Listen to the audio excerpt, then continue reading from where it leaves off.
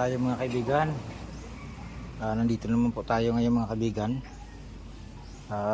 Ito po ay nakabit ko na to, dalawa pa lang. Yan sa kabila nakabit ko na rin yung pintuan nya. Tapos nito mga kaibigan, namasilyahan ko na rin. Yan, namasilyahan ko na.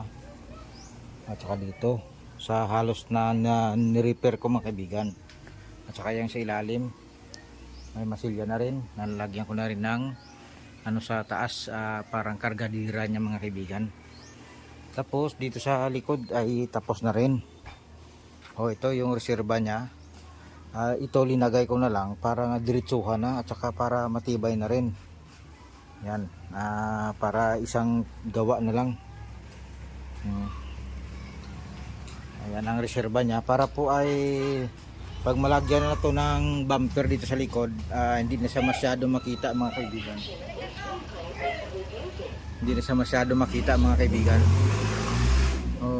Pasensya na kayo mga kaibigan na hindi ko na napakita sa paggawa dito mga kaibigan, kasi siyempre naman ay tayo nandito, ako lang mag-isa rito. Ayan, ito ay iliya ko na mga kaibigan.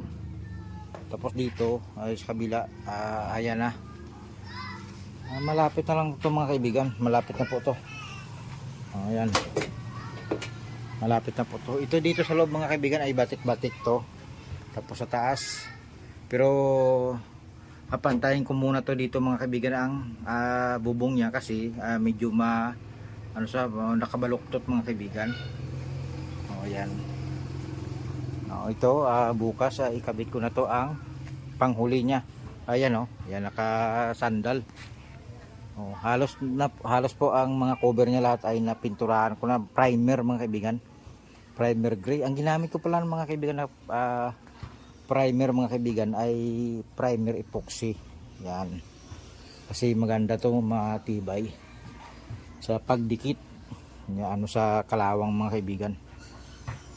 Tapos dito hindi ko na napinturahan ng primer kasi nakalapag to kaya dito ko na sa i-primeran mga kaibigan, at saka double wall. Nandun na sa loob mga kaibigan ang pang cover dito lahat. Yan, maraming salamat sa inyo mga kaibigan. Hanggang dito na lang ulit mga kaibigan. Yan, bye bye.